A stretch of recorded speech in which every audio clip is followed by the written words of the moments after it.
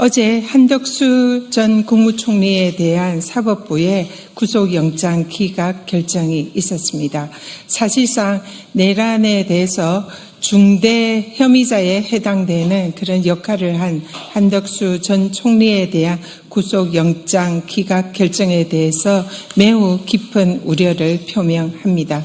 한덕수 전 총리는 범죄 혐의도 심각할 뿐만 아니라 또한 사실상의 증거인멸 가능성도 있는 매우 심각한 그런 상황입니다. 자신의 범죄 혐의를 적극 부인을 하면 흔히 법조계에서는 증거인멸 우려가 있다고 합니다. 그럼에도 불구하고 한덕수 전 총리에 대한 납득할 수 없는 법원의 영장에 대해서 저희 3대 특검 법원의 영장 기각 결정에 대해서 저희 3대 특검 특위에서는 오늘 기자회견을 통해서 규탄하는 성명을 발표하고자 합니다. 아울러 어제 내란 특검에서는 안규백 국방부 장관에 대해서 내란에 대한 철저한 진상규명과 또 사후 대책을 촉구하는 방문을 가졌습니다. 거기에 대해서도 오늘 기자회견에서 저희들의 입장을 밝히고자 합니다. 우리 언론인 여러분들의 많은 관심과 보도 부탁드립니다. 감사합니다. 예, 기자회견문 낭독을 네.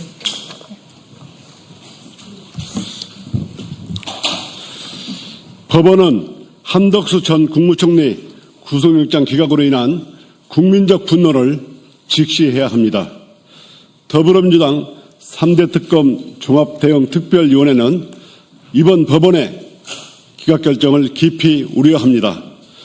대통령이 친일 쿠데타라는 헌정 파괴 행위 앞에서 국무총리라는 국정 제2인자가 헌법을 지키기는커녕 내란의 정당성을 부여하려 했다는 혐의는 결코 가볍지가 않습니다. 그럼에도 법원은 위증과 증거인멸 우려가 농후한 피의자에 대해 영장을 기각했습니다. 국민 눈높이에서 도저히 납득할 수가 없는 결정입니다. 법원은 이번 기각으로 내란 세력에게 아주 잘못된 신호를 보내주었습니다. 허위 개헌문건 폐기라는 노골적 증거인멸 의혹마저 외면한 것은 사법 정의를 후퇴시키고 사법 신뢰를 근본적으로 흔드는 위험한 선택입니다. 국민들은 이미 윤석열 전 대통령 구속 취소라는 석연치 않은 판결을 지켜봤습니다. 이번 기각은 법원의 공정성, 절차적 정의에 대한 국민의 불신을 더욱 키웠습니다. 법원의 권위는 투명성과 공정성에서 나옵니다. 이를 스스로 무너뜨린다면 남는 것은 불신과 분노뿐입니다. 우리 위원회는 특검이 이번 결정에 주저하지 말고 보강 수사 후 영장을 반드시 재청구하여 내란 공범 세력의 범죄를 끝까지 규명할 것을 강력히 촉구합니다. 이미 국민들 사이에서는 내란 특별재판부 도입 요구까지 나오고 있습니다. 법원은 민심의 경고를 결코 가볍게 여겨서는 안 됩니다. 더불어민주당 3대 특검 종합대응특위에서는 내란 세력에 대한 완전한 단죄가 이루어질 때까지 국회 차원의 모든 역량을 총동원하여 특검을 뒷받침하겠습니다. 2025년 8월 28일 더불어민주당 3대 특검 종합대응특별위원회 일동. 네, 내란 특검 종합대책위원회 위원장 김병주입니다. 어제 저희 위원회에서 국방부를 방문했습니다. 안규백 국방장관을 면담을 하고 여러 가지를 확인을 하고 요구를 했습니다.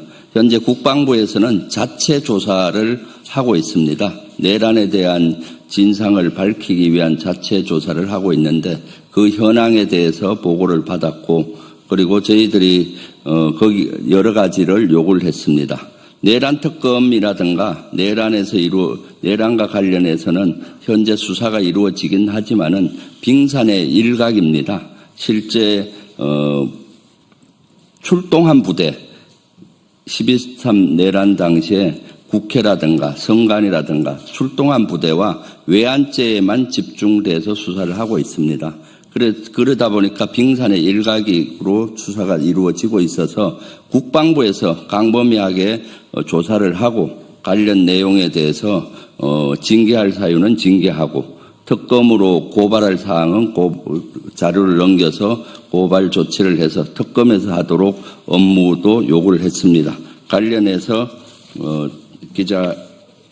기자회견문을 낭독하도록 하겠습니다.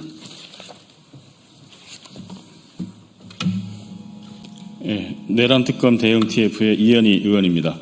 존경하는 국민 여러분, 내란 특검이 12.3 내란의 실체 규명을 위해 최선을 다하고 있으나 상명하복 군 조직 특성과 사건 발생 9개월이라는 시간 동안 군의 광범위한 증거 인멸로 인해 사건의 핵심에 도달하지 못하고 있습니다. 국민이 반드시 알아야 할 핵심 사항은 다음과 같습니다. 첫 번째, 윤석열과 김영현, 여인영과 노상원 일당이 언제부터 비상계엄 음모를 세웠고 언제부터 본격적인 준비에 나섰는가. 둘째, 윤석열, 김영현, 여인영, 노상원은 비상계엄을 통해 무엇을 얻고자 했는가. 즉 그 최종 목적이 무엇이었는가. 국회 파괴와 영구 집권으로 국헌을 유린하고 어떠한 정치 구조를 새로 세우려 했는가. 대한민국 정치 질서에서 자유롭고 민주적인 선거 제도를 무너뜨리고 그 대신 도입하려 했던 전두환식 비상 입법기구의 역할과 구성은 무엇이었는가. 셋째, 윤석열, 김영현, 노상원이 더불어민주당 대표와 핵심 지도부, 국회의원은 물론 법원과 종교계 비판적 인사들과 언론 및 민주당 정부에서 일했던 공직자들을 제거하려 했던 계획과 실행 방식은 무엇이었는가. 넷째, 합동참모본부와 그 책임자인 합참의장은 윤석열과 김영현으로부터 어떠한 임무를 부여받았는가. 어떠한 북한의 도발 징후도 없는 상태에서 계엄령이 선포되자마자 합참본부로 복귀하는 도중에 경계태세 2급을 발령한 근거와 내란의 연관성은 무엇인가. 다섯째, 비상계엄이 최소 2023년 12월부터 논의되기 시작한 바 2023년 말에 진급한 군 장성들과 국방부 주요 지휘자들이 계엄 준비 및 실행에 가담한 실체는 제대로 파헤쳐지고 있는가. 여섯째, 지난해 6월 4일 실시된 9.19 남북군사 합의 효력 정지와 확성기 설치 이후 다방면에서 진행된 대북 군사행위의 전모는 무엇인가. 각종 서해상 포사격 훈련, 군사분계선 이남에서 아파치 헬기 작전, 10여 차례에 달하는 무인기 평양 진입 작전, 오물풍선 원점 타격 계획과 그 목적에 대한 충분한 수사는 이루어졌는가. 외환 유치를 위한 무분별한 행위가 정보사령부의 대북 접촉으로 이어졌다는 정황이 있음에도 불구하고 과연 제대로 수사가 진행되고 있는가. 여덟째, 2차 내란을 기도한 윤석열과 공동전범들에 대한 수사를 방해하기 위한 검찰과 법원의 행위에 대한 진실규명은 이루어지고 있는가. 아홉째, 사건 전모를 밝히는 데 핵심인 노상원 수첩과 관련한 대질신문 등 수사가 원활하게 진행되고 있는가. 열번째, 계엄 당일 김영현 국방장관은 전군 주요 지휘관 회의에서 지구 지역 계엄사 화상회의 준비를 지시했다. 전국의 모든 행정권과 사법권을 장악하겠다는 의도로 볼 수 있다. 실제 계엄사령부 산하 3개 지구 계엄사령부와 25개 지역 계엄사령부는 상황실을 설치 중이었거나 설치를 준비했다.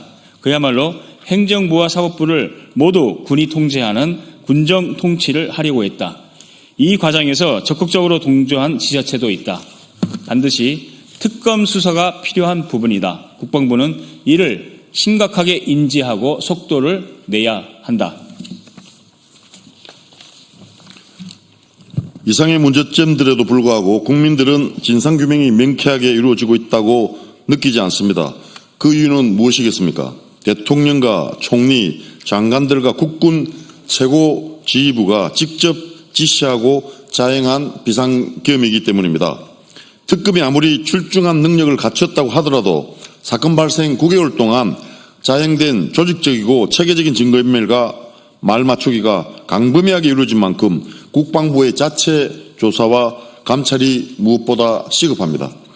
더불어민주당 내란특검 대응특별위원회는 어제 2025년 8월 26일 오후 4시 30분부터 약 1시간 동안 안규백 국방부 장관을 면담하여 국방부가 앞장서 진상규명에 철저히 임해줄 것을 요청하였습니다. 안규백 장관은 과거 5.16 12.12 사태와 5.18 민주화 운동의 진상이 제대로 규명되지 않고 책임자에 대한 처벌도 또한 충분히 이루어지지 않았기 때문에 결국 12.3 내란이 발생했다고 진단하였습니다. 이에 국방부는 지난 8월 19일부터 국방조사본부와 국방부 감찰실을 중심으로 2, 3일씩 분야별 조사를 진행해 9월 말까지 마무리하겠다고 밝혔습니다. 다만 일부에선 조사가 미진할 것이라는 지적을 내놓고 있습니다. 특별감찰반의 규모가 20여 명에 불과한 데다 조사의 철저함을 담보하기 위한 외부 전문가들의 참여가 이루어지지 않고 있기 때문입니다. 결국 이러한 한계로 인해 면죄부만 주는 조사로 끝날 수 있다는 우려가 커지고 있습니다. 장관이 직접 조사를 지휘한다고 하지만 합참의장, 지상작전사령관, 각 군 지휘관들이 뒷짐진 채 증거인멸에 몰두하는 건 아닌지 의심이 듭니다. 조사의 공정성과 정확성을 기대하기 어렵습니다. 그것의 한 예가 바로 연합연습 기간 중 원천희 정보본부장의 도저히 이해할 수 없는 근무지 이탈 행동입니다. 2024년 12월 2일 오전 10시 30분부터 11시 10분까지 김용현에게 문상호 정보사령관이 계엄에 대해 보고하는 자리에 원천희 정보본부장, 박진영 정보부장이 함께 있었습니다. 이번 주 초 이 사실이 알려지자 원천희 정보본부장은 2025년 8월 25일 월요일 오후 2시에 열린 국회 국방위원회에 출석하지 않았습니다. 원천희 정보본부장은 불출석 사유로 이승호 합참작전본부장과 공동으로 합참에서 을지연습을 통제 중인데 이승호 합참작전본부장이 직무정지 상태이기 때문에 자신이 을지연습 지휘를 위해 작전 통제실을 지켜야 한다고 밝혔습니다. 그러나 국회 국방위가 열리는 그 시각 원천희 정보본부장은 용산 작전 통제실에 있지 않았습니다. 오히려 경기 남부 지역에 있는 정보 관련 다른 사령부를 찾아가 중함파로 분류되는 사령관을 만나고 있었습니다. 국방장관이 2시부터 거의 하루 종일 국회 국방위에 참석하고 있다는 사실을 알면서도 근무지를 이탈하여 증거인멸을 위한 말맞추기를 하고 있었다고 의심을 지울 수 없는 상황입니다. 이 단 하나의 사례만 보더라도 알 수 있습니다. 국방장관 한 사람이 아무리 좋은 의도와 의지를 갖고 감찰 조사를 한다고 해도 과연 좋은 성과를 낼 수 있을지 쉽게 확신하기 어렵습니다. 남원 장수 임시 순창 국회의원 박기승입니다. 이에 국방부에 요구합니다. 조사가 충실히 이루어질 수 있도록 국방조사본부와 군검찰단 그리고 방첩사 일부와 국방부 감사관실로 구성된 합동조사팀을 현재 20명에서 50여 명 이상으로 대폭 늘려주십시오. 합참의장, 지상작전사령관, 국방정보본부장과 문제의 충함파 사령관에 대한 응분의 책임이 있는 인사조치를 취해 주십시오. 국방혁신을 조기 달성하고 국민의 군대 재건을 위해 신뢰받는 예비역 장성들이 특별 감찰 활동에 참여할 수 있도록 해주십시오.